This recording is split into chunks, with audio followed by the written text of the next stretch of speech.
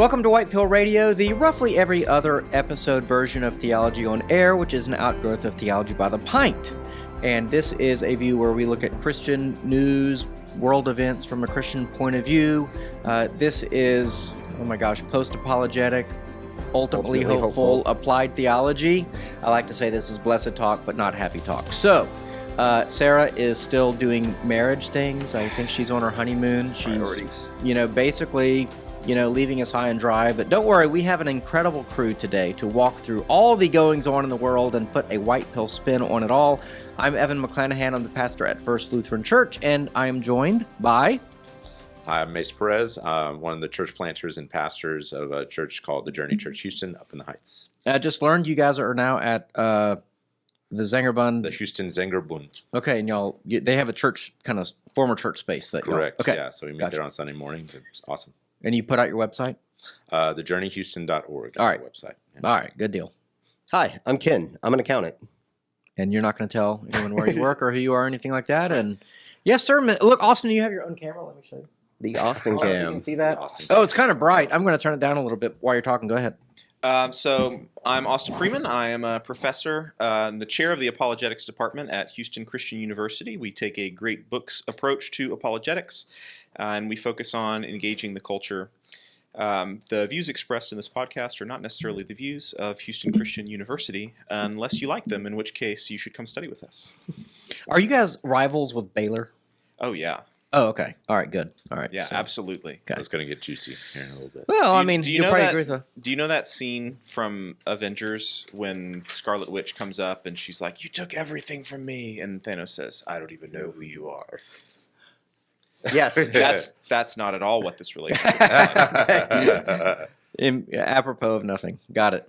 Well, let's start with some pretty big news. John MacArthur died this week, and his ministry affected a lot of people, so it's worth commenting on. And so Mace wanted to kind of offer some thoughts about that. You're kind of more in his world, theologically speaking, probably than anyone here. Mm-hmm. I don't know, just going through the matrix of what Austin believes about things and such. Sure. So yeah, maybe give a kind of summary of his ministry. Maybe there are people in the Theology by the Pint world that have honestly never heard of him. Sure, yeah. You probably have you've either never heard of him or you have some sort of strong opinion about him, which is why I thought it might be worth bringing up. But he was a longtime pastor. I think he pastored a church for like 50 years in Southern California, really prominent. Became prominent first with radio ministry and then tapes and then on now in the digital age and all that. And I figured the four of us probably have some, differing opinions on his life and legacy. It was interesting as I reflected on his passing. I thought okay, in my now almost 20 years as a Christian, there are like prominent Christian figures out there, some of whom I respected when I very first encountered them, and my respect level is largely stayed the same. There's some who I had respect for originally, and my respect for them has now dwindled to almost nothing. And then there are some that... Who are those people? I don't mind. Young, restless, reformed. Yeah, I wonder who that could be. Right. Yeah. And so then there are some who originally, I was kind of averse to, but my appreciation for them grew. And so John MacArthur would be in that category. So I don't remember what exactly the first video of his I saw was, but I just remember having come to faith around the time of the Young, Restless Reform movement. People like Keller talking about winsomeness and things like that. I was like, well, that's not that. I don't like that. But my appreciation for him over time grew. I would say I agree with him on a lot of things theologically. But really more than that, I think while his ministry was certainly not without controversy, I think one of the main positives just was his steadfast commitment to the word, and how even though I really to this day have still not been super directly influenced by his ministry, I was never a close follower of his ministry. You didn't attend the Shepherd's Conference? I never attended Shepherd's Conference, but I have been influenced by people who have been influenced. And, in the recent days, I've seen, numerous tributes and several people that I know just personally or, again, have even been influenced by. There's been this constant refrain of I had never heard of expository preaching until I encountered John MacArthur's ministry, and he just opened the Bible and tried to explain it and apply it to my life. And as I think, even though again he's not ever been someone who I super closely followed, even as you look at our preaching ministry at the Journey, the number one question that we are trying to help answer in our preaching is, what does this passage mean? Not that we're not trying to be engaging or applicational with our preaching, but like if you walk away from our preaching with nothing else other than I understand that passage of the Bible better, that's a win in our book. And I think he modeled that. And while again his ministry was not without controversy, the fact that he was faithful and steadfast to the end, I think is commendable. Yeah. I mean, not to be postmodernist about it, but Paul's ministry was controversial too. So, I mean, there is a degree to which any successful anything will be controversial to a degree. So, you look at all of Paul's disciples, and then Johnny Mac spawned Lecrae and a whole group of young, restless, reformed, really cool rappers. Wait a minute, way back wait a in minute. the 2010s. Yeah. well, he spawned. You're saying he spawned? No. young- Lecrae literally says Okay. I was lost, and then John MacArthur opened up a Bible. But but MacArthur fought with the young, restless, reformed people ultimately, right? Sure. I think there was a respect there. So you have people like Later Piper, on. Okay. Yeah. and other people that were involved in that movement, Mhm. still coming out expressing appreciation for him. But yeah, Lecrae references having Johnny Mac, Yeah. study Bible in his backpack and his lyrics and stuff like that. I went to church with Lecrae. Oh, What? In Fun Memphis, yeah. Wow. Seeing that we're in a Lutheran church, I came across this quote that I think might be applicable here. This is from Luther, one of his letters. If I profess with the loudest voice and clearest exposition every portion of the truth of God, except precisely that little point which the world and the devil are at that moment attacking, I am not confessing Christ, however boldly I may be professing Christ.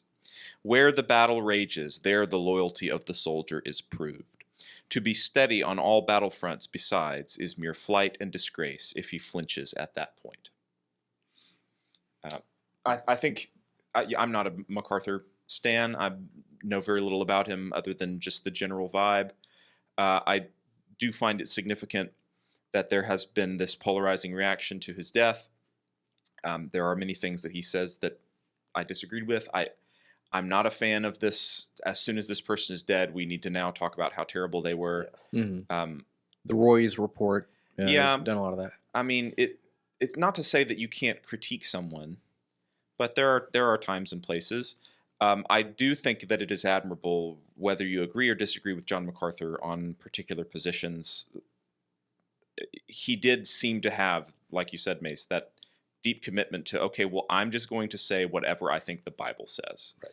And whatever that gets me in society, I don't care. That, at least, is admirable. I think hopefully we can all agree that is Do you think that he wasn't there when the moment came? Like he was too quiet on some controversial issues? Is that what you're saying? No, The no, Luther I'm part? saying the opposite. the opposite. Yeah. Oh, okay, gotcha. Yeah. Yeah, I he just want was- to make sure. Yeah. just to cite a specific example, his and Grace Church's reaction to COVID was one that at the time I criticized, but in hindsight, because I was like, okay, I would have I appreciated more the measured approach that maybe a Capitol Hill Baptist took, but in hindsight, I'm frankly, in my opinion, no, they were right, and I, like I said, one of the figures that I had respect for and continue to have respect for, though I do have some reservations, would be a Kellerite. And I would say in our church and just personally in my life, I would like to try to embody the sort of winsome witness ethos of someone like a Tim Keller and what he promoted. But I think I have been challenged in a good way by someone like a MacArthur of okay, am I the person that Martin Luther is talking about? I'm unashamedly preaching Christ. But I'm intentionally trying to avoid offense to a sinful degree. And on the gay marriage issue, he was right there. On abortion, he was right there. I mean, on the hot button topics, he was there. So, and a lot of pastors aren't. I mean, they fall away when that moment comes. And I think just one other thought too about that. I think it's significant as I've been watching kind of tributes pour out to him.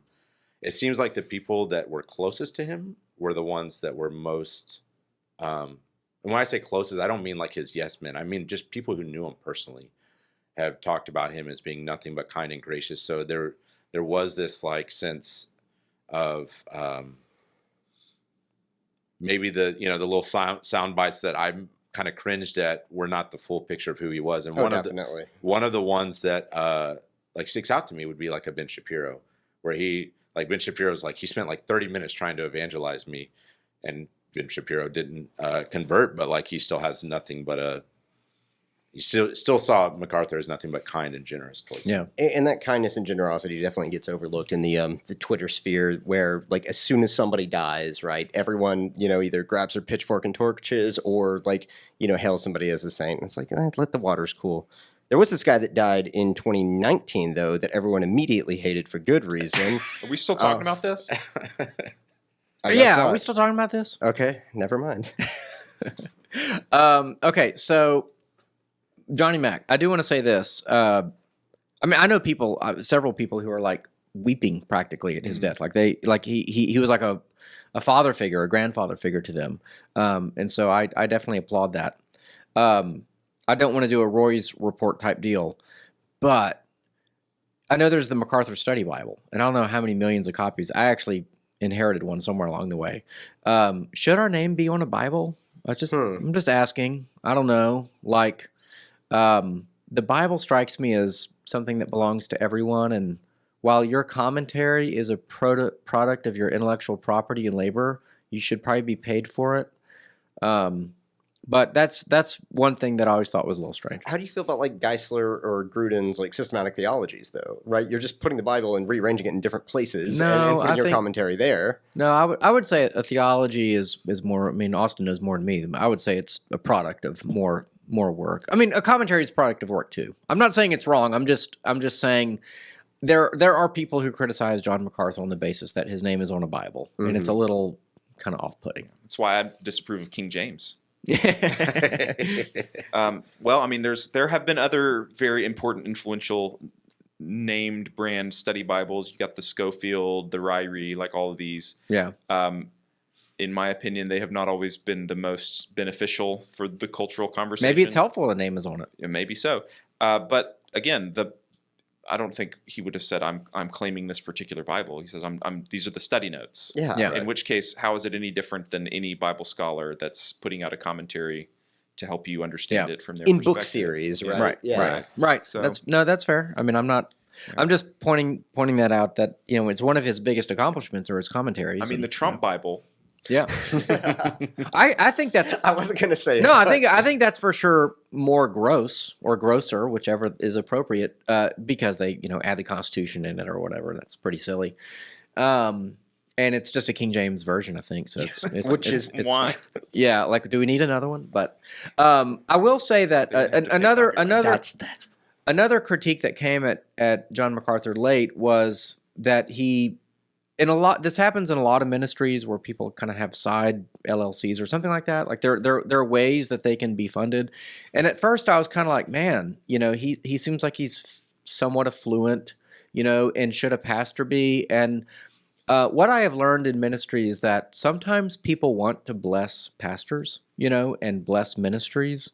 And if it enables them to do more ministry or do it well, okay. There's a level at which there's a gray area between that and Kenneth Copeland. Yes. And he wasn't that. He was right, he didn't have his own private jet or anything like that, as far as I'm concerned. But it is the same justification that Kenneth Copeland uses. I would say, I need this to do my ministry. Well, I don't know. I think was it Kenneth Copeland the guy that said I can't be stuck with a bunch of demons on an aluminum tube or something? And they're basically like, my time is so valuable that and I could actually see possibly a justification of, say, privately flying, which is more expensive than, say, first class, charter rather than own. Yeah. I mean, maybe it's $10,000 for a private flight, but $50 million to buy a Gulfstream. You know what I'm saying? So the issue here is not the action. Any action can be good or bad depending on the intention and the heart behind the action. Yeah. John MacArthur and Kenneth Copeland could have been doing exactly the same thing and still one of them be gross and one of them be upstanding with integrity. Yeah. It depends. Kenneth Copeland is lying. Yes. John MacArthur, if he would have said that, probably would not have been lying. I just want to point out that my kids call Kenneth Copeland Demon Eye Guy. It's from that YouTube video where the Inside Edition interview at the airport where it's like, he gets really upset. It's a must watch. Everyone, if you haven't watched that 3 or 4 times, you're out of the zeitgeist. And I'm not calling John MacArthur Kenneth Copeland. No, I'm just saying no, that justification can be used to justify a bunch of horrible things. No, I'm just I'm saying that if the man has done the work, and he's been faithful in his ministry, and I'm a big believer in accountability in ministry. So even though he was kind of a singular personality, I think he's different from, say, Stephen Furtick, who's this hotshot pastor, or Ed Young. I mean, other people who form foundations or trusts. They form board. This is a common practice in this world. They funnel money into these foundations and trusts. The boards are each other, like they're friends and yes men and da da da da. And there's lots of this going on in the evangelical world. And I'm not accusing him of that at all. I am a critic of that. That leads into the IRS story. Okay, well let's take a look. Right? Like if you're funding like 501c3s, but before we talk about that, there is something really big going on in the news right now. Nah, we're not gonna go there. Never. Yeah, we're not gonna go there. Hey guys, Sarah Stone here. Sorry to interrupt what I'm sure is a riveting podcast episode, but Theology by the Pint needs your help to continue providing these podcasts, offering our in-person events, and growing so we can bring thoughtful conversation and the hope of the gospel to a world that's increasingly walking away from church and from faith. Now that we're a 501c3 nonprofit, all donations are tax deductible, so we've crunched the numbers, and if each listener of this episode gave just $1 for each episode you listen to, we'd put a huge dent in our annual budget. So consider giving today. Go to theologybythepint.org/give and click the link to donate. Thanks so much, and now back to our show.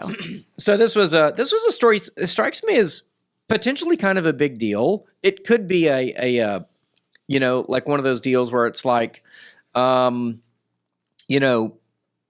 already been doing this. Nothing's really going to change anyway. But the IRS says churches can endorse political candidates without losing tax-exempt status. The IRS in a new federal court filing said that churches can endorse political candidates to their congregations without risking the loss of their tax-exempt status. The move upends a 70-year interpretation of the U.S. tax code, whose Johnson Amendment has barred certain nonprofit groups, including churches, from endorsing political candidates without putting their tax-exempt status in jeopardy. Let me say why this is not a big deal. Because Hillary Clinton campaigned in every black church she could find. So the idea that this doesn't go on. I mean, this happens at the local level. Yep. Lena Hidalgo, campaigns in black churches as well. So there are very politically connected churches and pastors, and it's no secret where they stand. 2, you can endorse someone without endorsing somebody. You can basically say, you should be voting for the most pro-life candidate who is for cutting taxes and is for big national defense and wants to deport illegals. And has his own Bible. It has its own Bible. You can say all that and Which endorse of the someone. 2 candidates has a branded Bible? Yes. So there's that. Yeah, I agree. I have been in churches. I have visited churches where Democratic candidates. Colin, what's his name? Colin Allred. Came. While I was visiting one of these candidate churches. for Senate in Texas against Ted Cruz. Democrat candidate, and gave his pitch. And of course, they all do lip service to the church is very important to me, whether it is or isn't. Yeah. But they do show up, and Republican candidates don't do that. Yeah. Why is that the case? Potentially because they feel like they have more to lose, that they will be targeted. I don't know. Maybe on a case-by-case basis, things are different. The issue I see here is that many people are going to see that saying you can do it means that you should do it. And that's not necessarily true. Right. So the problem with endorsing, or go ahead. I was just going to say that's basically my take too, is one, the frustration that there definitely historically seems to be a double standard. 2, as far as this, I think in general, I think this is a win. It's a win for free speech. It's a win for freedom of religion. But maybe this is the Keller influence in me again. Is at the same time, I wouldn't be a fan of every pastor of every church, every election cycle, just beating the drum of a particular candidate. I think it's exhausting. What we're, my philosophy would be more, not quite as on the nose as what Evan was saying, but let's teach truth from the Bible. and hope that helps influence people's decision and what we would say is There's a positive campaign direction. finance thing too, right? Like, I am not a fan of Dinesh D'Souza. I think he's an extremely dishonest person. But what happened to him with the campaign finance laws is ridiculous, right? Like, I don't think it's fair that, like, churches have this, like, sword of Damocles hanging over them. It's like, you better not say the wrong thing, Mhm. otherwise whoever's in power right now can use the IRS to go hunt you and, take away your 501c3 status. Personally, like, I don't think it's fair that churches have tax-exempt statuses. I think we should all have tax-exempt statuses. Right? That's not where you're expecting it to go, is it? Yeah. Yeah. What were you No, gonna say? I would say that I will say this. I think that this tax rule has been used as an excuse for pastors to not even do the soft endorsement, which I think you can argue a case for from the pulpit. Yeah. Now, it really becomes a discernment question of the proper use of a pulpit. Mhm. And, you can take a puritanical approach, no pun intended, where it's like only the word of God, but to divorce the word of God from the real world is like not the point of preaching. The point of preaching is actually to do the opposite. It's to take the word of God and say, and you all live in 2025 Houston, and these are the things going on in your world or what have you. And so what does the word of God have to say to this thing? And so you can imagine scenarios, and this certainly happened in the South, where, the Bible, was the topic of slavery was, say, ignored, Yeah. or justified. Or right? justified by the Bible. Yeah. So, so are we to commend those preachers for preaching thousands and thousands of sermons across the South while slavery was going on, where they're like, hey, that's a political issue. I'm only going to preach the word of God here. I'm not going to get involved. You could use an obvious example of abortion as well, or human trafficking, or any host of issues. Now, coming out of a mainline Protestant, church that was very liberal, everything was on the table. Gun control, tax rates, the 1%, the environment, climate change, like almost everything going on in the news was like fodder for the pulpit, because doesn't God have something to say about all of those things? Well, you could make a case. God is against violence, and God is against, God is pro-stewardship. So it's a discernment issue. I do think that there are times from the pulpit where we have to say certain things that are political because they are also moral. Abortion was a key example of that. And I think that we live in a reality where there are two different political parties, pretty much only two of any consequence, and there are different points of view on that question, and so the implication is obvious, I would say. But it's imperfect.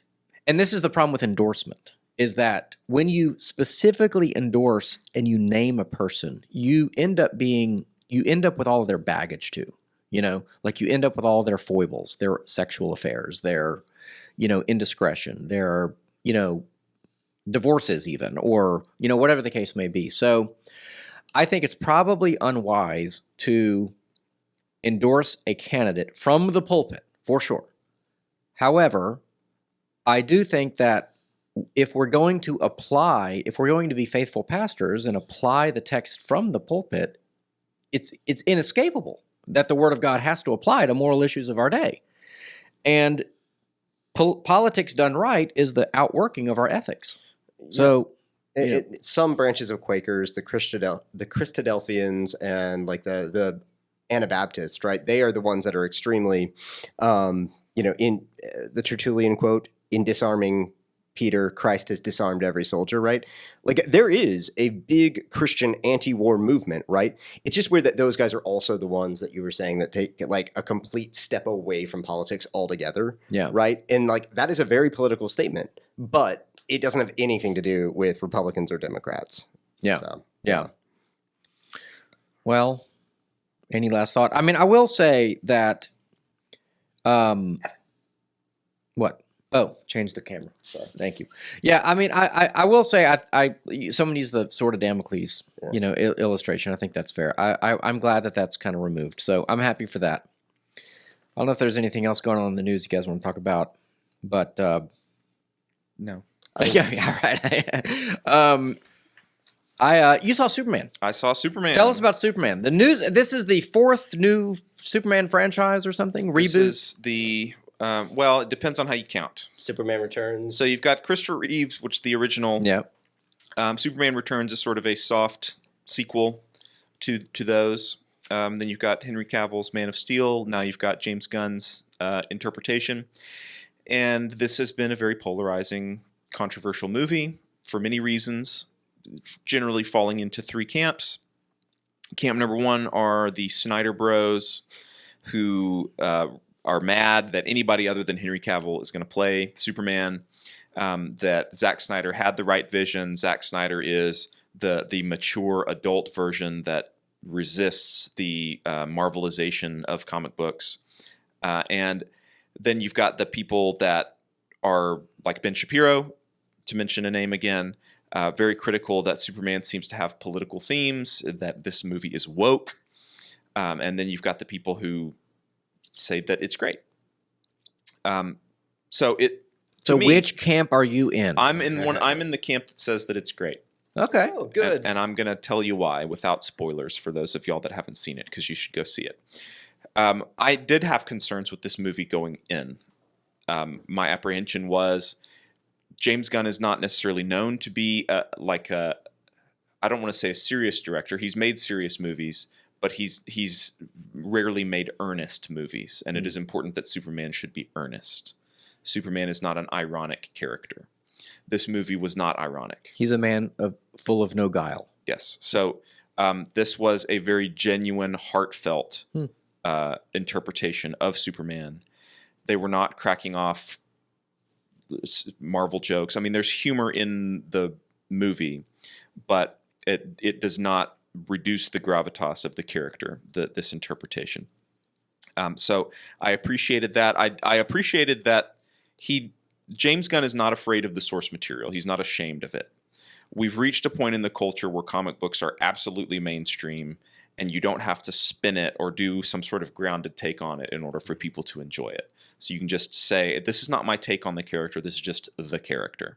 And so I would say, I don't know yet whether it's my favorite Superman movie, but it is certainly the most comic book accurate Superman movie. Oh, interesting. It properly captures the tone of the Superman universe. It does have political themes, but the political theme overall is pretty anodyne. And I think those people like Ben Shapiro who are reading into it, it says more about them than maybe it does about the movie. Without giving anything away, in what part of the plot point is that two countries are at war. Yeah. They're fictitious countries. I can imagine a lot of teenagers like, whoa, I need to pay more attention in geography class or something. Anyway, but so they're not real countries. One is more powerful than the other. Yeah. He comes to the defense of the less powerful. The less powerful country. Okay. So I can not to go into politics, but I mean so that's happening now. It's also been happening forever. The country of Boravia, which is the more powerful, corrupt country in the movie, debuted in Superman in 1939. Oh, wow. Oh, wow. In which, in 1939, 1 year after Superman was invented, he goes into Boravia to interfere in a corrupt civil war. Okay. So this is not something that James Gunn in modern Hollywood is sort of pressing into. This is one country invading another country is always going to be relevant. Yeah. This is the Top Gun Maverick approach, right? Mm-hmm. There's a bad country that the United States is in, and they're doing bad stuff. Yeah. Who is it? Yeah. It doesn't matter. Yeah. Yeah. Right.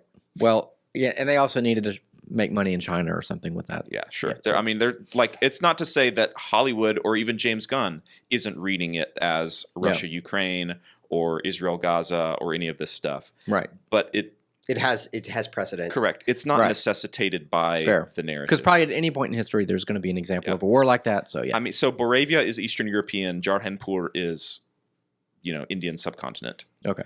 So. Yeah. I have a comic history politics question and then a comic history theology question. The politics one is like the jadedness that we got with Superman long precedes Snyder, right? We had Frank Miller's take where Yeah. Superman is just a puppet of a clearly Ronald Reagan style president, Yeah. right? Like Which how- Superman was that? Like, so Dark it's a Frank Miller run called The Dark Knight Returns. oh, okay. Where Superman is just turned into a puppet of the U.S., where Okay. President Reagan points in a direction and Superman goes and blows up Okay. 100 tanks, right? Okay. How do you feel about that era? I think that era was incredibly harmful. Okay. So I don't like Nerd I stuff. don't like Frank Miller. I don't like Alan Moore. I don't like Garth Ennis or any of those people that just bring their nihilism. But I will say this for Frank Miller. At the end of that story, Mhm. and again, this has been out for 30, 40 years. What is it, 80s? It was a long time ago. So 70s, y'all, 80s, y'all, spoilers are expired. Yeah. Yeah. At the end of that story, basically Batman dies. And partially Superman has beat him up. So this scene of Batman in the big chunky armor fighting Superman and Batman v Superman, they lift that from the Frank Miller comic. Which was way better than the movie. Have you seen the director's cut? No. Watch the director's Okay. cut. It is substantially different. Is 'Cause Martha still well, in there? yes, it is. But we can dang talk it. about that in a second. At the end of the Frank Miller Dark Knight Returns, Batman is supposed to be dead and buried, and Superman is standing over the grave. And here's... And he hears Yeah. that Batman is still alive, and he keeps it to himself. Yes. The indication is Superman is not content with this state of affairs either. Right. And he still believes in Batman, and he still wants Batman to succeed. So even in Frank Miller, Superman is a little bit more complex. But overall, that whole era of comics was very destructive, and we're now seeing out of it. Look, this is what people have to understand. The Zack Snyder interpretation is an interpretation, and I like it. I am a fan of it because it leans into the mythological tropes of what comic books are supposed to be. We don't want superheroes that are just like us. We want superheroes that can be aspirational figures. But it is not the same tone as the Superman comic books. Superman is optimistic, sunny science fiction. It is fun. It plays around with big ideas. It is not. It's kind of campy. Yeah, it is a little campy. On purpose, yeah. But it's campy in a way that Earnestly it's yes, campy. that's Yeah. the word, is earnest. Yeah. And that's what James Gunn captured in the movie. Superman utters the word golly. But And it's completely in character. yeah, but nobody is deriding him or Sure. looking snidely at him for behaving in that way. He is the big blue Boy Scout from the Silver Age of comic books, and he is also the person that everybody is looking up to. And that is pretty revolutionary in the culture. I'll tell you another thing that is admirable. I'm not a huge fan of the Jonathan and Martha Kent casting for the movie. Okay. It didn't feel quite right to me. It was a new take. But what was really important is in this movie, as well as in Man of Steel, this is one of the only instances in modern Hollywood pop culture where you have a father talking to his son, his adult son, about what it means to be a man and not falling victim to the Homer Simpson syndrome. Yeah, and Jonathan Kent has always been like awesome. I hate what they do to Thomas Wayne in some interpretations, but like Jonathan Kent and Thomas Wayne historically have been like the men that inspired Yes, those values in good their men. children, Mhm. right? The theology one goes back to the Snyder stuff that you were talking about, the big mythological Superman. Is it true? Not necessarily Judeo-Christian, but more Judeo metaphors are like, were those infused into Superman or were those tacked on later? By Siegel whole- and Schuster at the Well, hold beginning? like the L, like Kal-El is like Oh. from God, right? Michael, Gabriel, Oh, yeah, yeah. right? The whole like Moses in the basket. So there's definitely Jewish images because both Siegel and Schuster were Jewish, and they from So that's on purpose. well, so like I don't think the L is on purpose. Okay. I think that's just sci-fi language. But the infant that's being saved from destruction and coming and delivering people, Superman is the champion of the oppressed. All of that stuff is deliberate. Okay. It's difficult to draw the line. So one of the reasons they made Superman is because one of their they got robbed, and they were just poor kids in the city, and they had no recourse, and they wished that they had somebody that could have set things right. So there isn't just one single influence. It's in the same way that Lord of the Rings is not a Christian story because Tolkien set out to create some sort of gospel-coded narrative. That's part of it. It flows into it, but there's a lot more stuff that's just art that's happening. So But does Superman say truth, justice, and the American way? in this movie, Yeah. no. Yeah. Does he say truth, justice, and the human way. Nobody says any of that tagline. Okay, because I heard he said that. So, okay. Well, I say it. Yeah. Yeah, I think that's where Ben Shapiro gets the character wrong. I didn't listen to his full interview because I don't have time for that. But Ben Shapiro seems to think that Superman is Captain America. Like, Superman is the embodiment of America. No, he's not. I mean, he is in the sense that he is the embodiment of ideals that Americans find important. Well, one of the pieces of controversy, though, was that he's an immigrant. Yeah. And so that, I don't know if, did you find that theme played into it all? I mean, he's an alien, technically. So him being an alien is part of the plot. Okay. Him being an immigrant is not part of the plot at all. That word is never used. But, like, that's a huge part of the plot of, say, Star Trek. Yeah. The but humanity within Smallville aliens. leaned into that. I mean, little bit. he's been an immigrant since 1938. Yeah. Can't really change it. Like, I mean, does he have a passport or what? I guess he doesn't need one because he can just Thomas fly and Martha anywhere. would have had to fake So his papers. interestingly, in the comic books, there have been interpretations where he has technically been born in the United States. Like, this was like an embryo thing. Like, he actually gets it's a birthing chamber that they put into the rocket, and he actually. Okay, aren't there versions That's- of versions of Spider-Man where he has like mechanical things that shoot webs Yeah, instead that's the of comic book That's version. the main one. Yeah. Yeah. Okay, well, but then in The Sam Raimi. yeah, Not comes that out of would his be arm. Confusing. Yeah. okay. Anyway, I don't. Okay, But this is why comic books are mythology, because there isn't simply one canonical take of the character. Oh, okay. There are multiple versions. Speaking of crazy mythology, what do you think about Red Sun? Where he's not even American. Instead of landing in Kansas, he lands in Soviet Russia. Soviet Oh. Russia, right? Never heard of that. Yeah, Okay. it's a nature nurture story. Yeah. Yeah. It's fun. It's well done, but it falls victim to the thing that I'm just so absolutely sick of, and it did frustrate me with the Snyder version, which is okay. But what if Superman were like the bad guy? Yeah.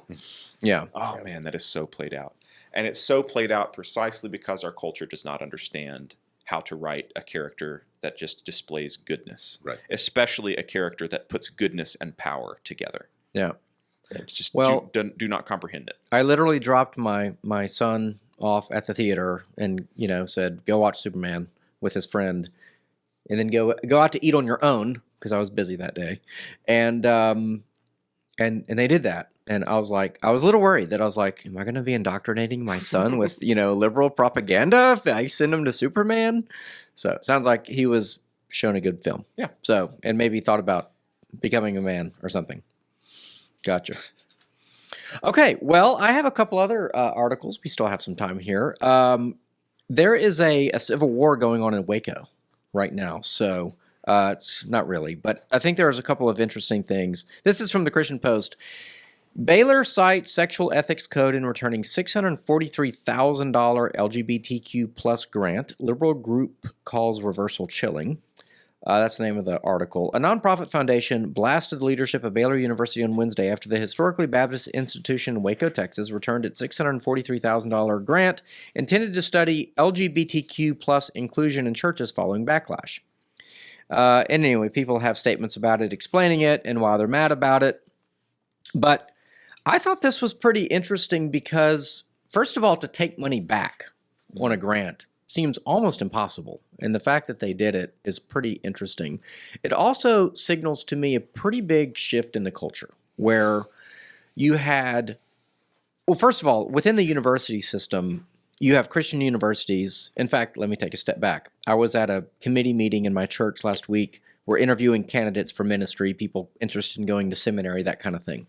One of the guys we interviewed had just graduated from Baylor. And I said, well, tell me about Baylor. Is it still a Christian school, or is my cynicism true? Is it like a totally woke institution that is living on the carcass of Christianity, but it's just a university like anything else, and to get grant money for research or whatever, they have to play by all these rules?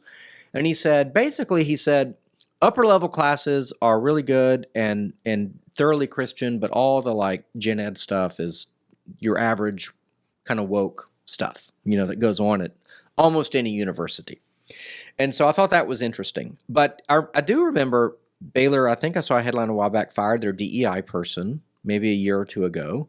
And so the fact that they're pulling this grant back seems to me that if the thesis is that, that LGBTQ is basically now past its prime, so to speak. Like the movement has peaked, and we're now seeing it in recession.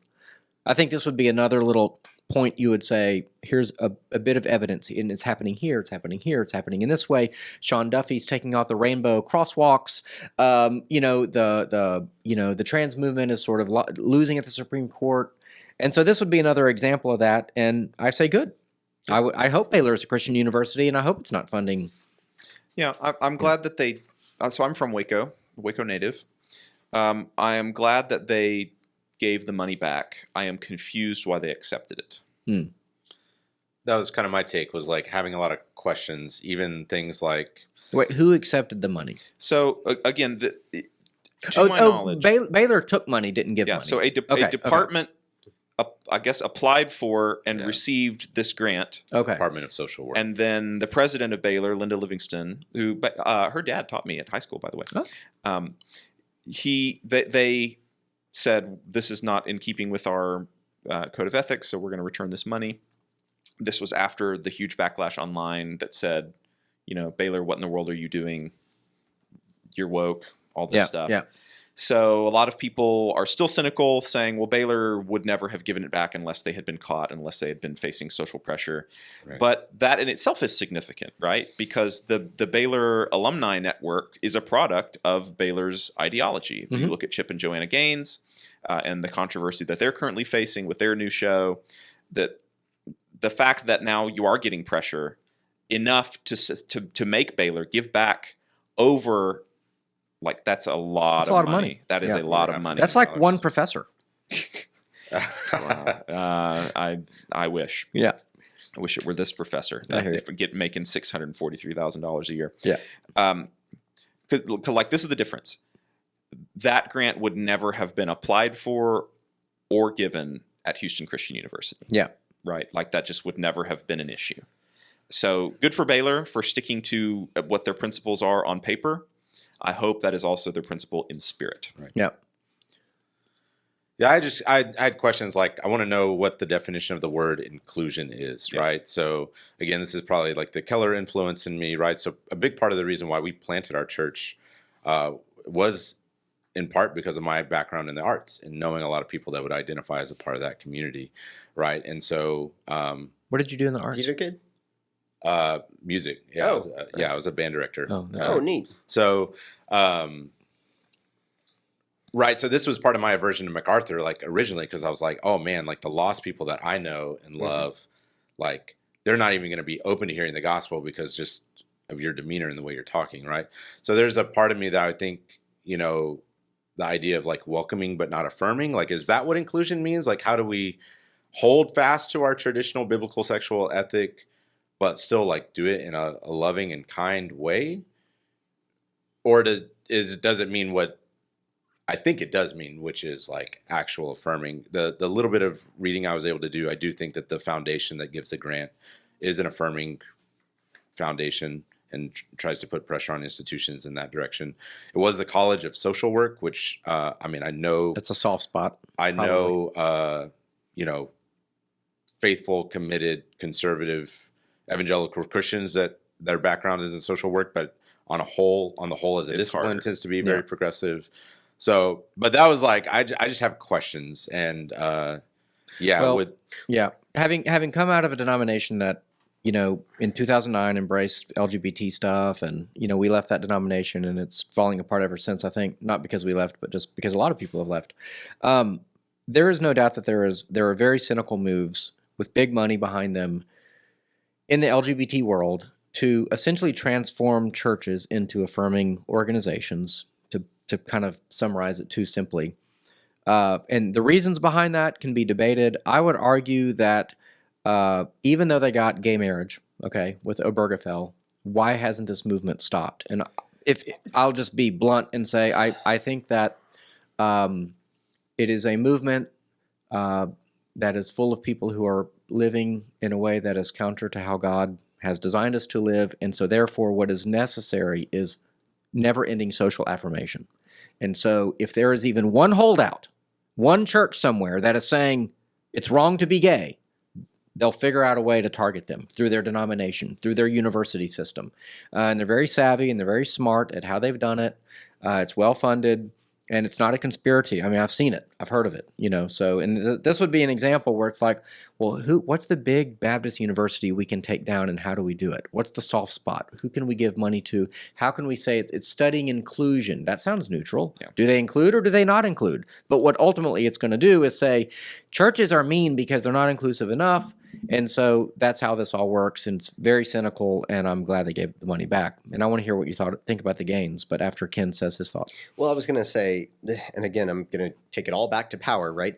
I don't necessarily see a bunch of people like, protesting Amish or Mennonite stores because of their take on like homosexual stuff, Yeah. It's only places like Baylor or like larger churches that exercise a large amount of political power, or even small churches like Westboro Baptist Church that exercise a large amount of political power, right? That get this cultural backlash, right? Yeah. I think I disagree with your point. If there's one anywhere, they will come for it. I don't know. Well, they're still going after the big fish, so they're not down to that one yet, but I think that they would. So Okay. basically, the point is, I would. if you have no power, you're not a target.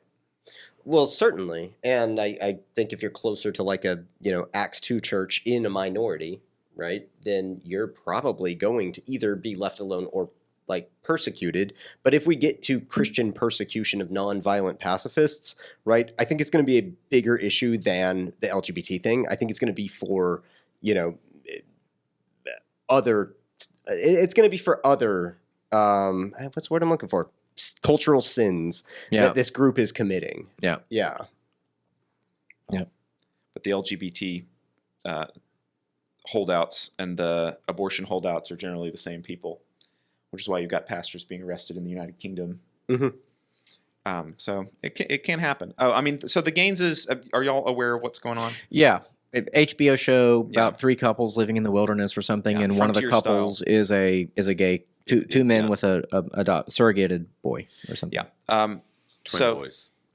Clearly, there's a lot of people who like the Gaineses because they are Christian, and that they're supposed to be sort of wholesome family values, and now they feel betrayed. Other people have accurately pointed out that the Gaineses have been friends with Oprah. They have been in line with Target and all of Target's formerly much more progressive ideologies. Didn't seem to have a problem with it. So I know their church in Waco a little bit. I'm not going to get into it because I don't have firsthand experience. I just know what other people have said about it. I'm just going to say it's not surprising. But it is an interesting question, which is like the Gaineses are not setting out to make a Christian television show, nor, I mean, this is an HBO show. It's got a lot of stakeholders. They are producing it, but they're not writing it. They're not directing it. They're not starring in it. They're not doing anything. So is it necessarily a compromise of their Christian beliefs to be involved in and endorsing the show that happens to have this in it? That is a valid question that can be asked. Mm-hmm. I still think the answer is yes. I think it is compromising, but it is more complex than a lot of people automatically assume, just because it's like, okay, well, I work with gay people, right? There's lots of Christians that can say that. Do you shun them because you don't want to be associated with them? This is the scenario, basically. This is marketed towards the American public by a secular company with a secular production crew, and two Christians happen to be involved in a prominent role. The end of the matter is it has damaged their witness. Yeah. And that's the matrix that the Bible gives us for how to make these sorts of decisions. Right? It's very interesting viewing them as coworkers, because effectively that might be a different way to look at it. Yeah. And I think that's challenging to think of it that way, but I just think like it goes back to your apprehension of like dropping off your son to watch the movie because stories form us, right? The arts form us, and even though this is a pretty low form of art, reality television. So the risk is, again, like that, like Keller's side of me wants to be like, well, I don't know. They could have a traditional biblical sexual ethic and see this a way as building a bridge and like getting to point them to Christ. But at the end of the day,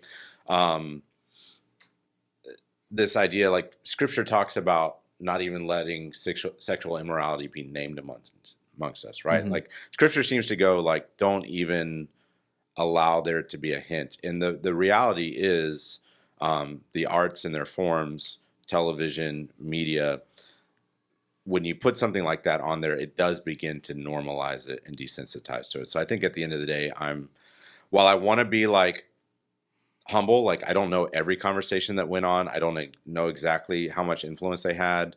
I think at the end of the day, it is compromise. I was also a little frustrated by Chip's like clap back. Yeah. Where he was That's the basically like, you know, He defended on Twitter, like, you people, the first exposure people have to Christianity is that it's hateful. well, Yeah. so he did that, and part of the point I agree with, right? And part of what I'm trying to embody, he was like, you're just attacking without listening and asking questions first. My criticism of his clapback is two. One, if you were going to clarify, that seemed like the opportunity to do it, but he didn't. Now, again, I don't know the whole story there. Maybe there's reasons why he didn't. But one of the things I said I thought was interesting is he put non-believer in quotes. He said the first exposure that non-believers have with Christians is being judgy. Oh, interesting. And so I'm like, what does he mean by those Mhm. quotes? It almost like, everyone's actually a believer. They just don't know Well, it yet. no, I think that just means non-believer is not a word like regular people call themselves, right? Non-believer is a word that Christians call them. I think he's saying this is a Christianese word. But it's not like we haven't been debating homosexuality for like 50 years. Like the idea that this is some new thing that Yeah. like Christians are just coming at, like, hello, like how many books have been written? And I mean, how many churches have been split over this? This Yeah, has been Mace, the forefront moral issue other than abortion for 50 years. I don't think that we're looking at this. People are going to begin to be desensitized. They were desensitized so long ago that even these sorts of people Right. don't register that this is controversial. Right? They're just like, oh well, it's fine. Right. But just because something wrong has been going on in the society for a long time doesn't mean you don't need to continue to resist and critique it. Like that, because my family still lives in Waco, I know stories that don't necessarily get on the news about the Gaineses, good things, right? My brother and his family, they have a little girl with Down syndrome, right? They were eating at Chick-fil-A. Chip Gaines walks in. My brother says hello. And Chip Gaines says, you have a beautiful family. He pays for their meal. You go to the silos, somebody's having a concert, finds out that that the guy's going to propose to his girlfriend at the concert, and it happens, and Chip says, we're going to pay for the wedding. So there are good things that they're doing. Mhm. They really have transformed Waco in a positive way. So I don't want to bring out the pitchforks and say burn down everything that Magnolia has done. This was a compromise. And it bespeaks a larger trend about their attitude towards Christianity and culture, which I don't agree with. But Yeah. does that mean that therefore everything that they have touched is now corrupted? Yeah. No. Right. Otherwise, many of the conservative Christians that are critiquing this would also be very complicit in Yeah. other corrupt activities. Seems to be a warning that, well, maybe money can corrupt the way that we think a little bit. Last post, this is a very quick, I'm just going to read the tweet and offer a little commentary, then we got to go. This is just a tweet. Quote, I'm going to read the whole thing. Quote, we welcomed you. We created nonprofits to help feed, clothe, find housing. We did everything we could to make your transition here easier, and this is how you repay us? By stabbing us in the back? End quote. Said Katrina Stackpool, a lesbian former city council member, after her Muslim successors voted to block the display of pride flags on city property this June. And this is in the UK. Yeah. It's in where? I forget. Is it in the UK? I thought so. Yeah. Wherever it is, it highlights the fact that the left right now is generally comprised of various coalitions that have almost nothing in common. So Muslim immigrants who they are reaching over backwards to help because they're classic oppressed category. And yet it turns out that Muslims aren't really crazy about pride flags. And so the total stupidity and naivety that like you have no idea what you're dealing with, you have no idea who these people are, and how like utterly like what is the word, patronizing, right? Where it's like, hey, we gave you stuff, you owe us, like we gave you things, and now you have to believe, you have to see the world the way that we see it. And it's almost like, is that how the left thinks? I mean, we can buy you. It just reflects so much that's gross in such a profound level, but it's also extremely hysterical. So I'm glad that they rejected the pride flag in the city property, and I wonder if we will see more of that sort of infighting as time goes on. I don't know if you guys have any hot takes on that. There's no such thing as worldview neutrality. Yep. We're seeing that on display. Yeah, for sure. The feeding, creating nonprofits, finding housing, all that stuff, that's stuff Christians should be doing. Mm-hmm. Even if they're Muslim? Yeah. But like flip this and instead of saying Muslim, say evangelical. What this council member is actually saying is, we helped you, and we now thought that by helping you, we get you to abandon your deeply held religious beliefs. And how come you didn't do that? Yeah. Or keep your beliefs, but just tailor them to, Right. practice the way we want you to Yeah. practice. But this is the thing about the Muslim community. They don't believe in a separation of church and state. Right. Or at least the connection between Muslims believing in separation of church and state and their Muslim traditionalism are direct, like inversely correlated. Yeah. So, yeah, this is not surprising. It does bespeak a pretty significant ignorance on behalf of the councilwoman, former councilwoman. It strikes me as something akin to, I saw in this opinion piece, I forget, it was New York Times or somewhere, about conservatism in the academy. Mm-hmm. And, like 95% of large university people are left-leaning. And this was an opinion piece that says it could be very dangerous to create an environment in which certain political opinions are prized and prioritized. It could endanger freedom of thought. And they're thinking, well, we can't let the conservatives have a privileged position because that could be dangerous. And they're just at the same time totally oblivious to the fact that they've held this dominant position in academia since the 50s. Right. It's the same mindset. Yeah. It's a bubble. Yeah. Well, we need to wrap it up. Austin, where can people find you? I'm just on Twitter or on campus. Right. Mostly I just tweet about the books I read. Cool. But we do have a lot of survey classes at Houston Christian University if people want to look at those and sign up for them. Yes. Houston Christian University, hc.edu. hc.edu. Cool. I'm Ken. I'm not telling you jokers where I work, but I will be at the next Theology by the Pint. So come by. I'll hand you some beer tickets. There you go. Yeah. You can find me at the Journey Church Houston, thejourneyhouston.org. And I'm Evan. I'm at First Lutheran, flhouston.org. It's been fun. We kept it under an hour. Not sure how we did it, but we will see you next time. And until then, let's see. Question freely, think deeply, and disagree as needed. Peace.